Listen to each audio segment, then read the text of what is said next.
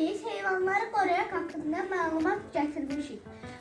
Burada heyvanları qorumaq haqqında məlumatlar var.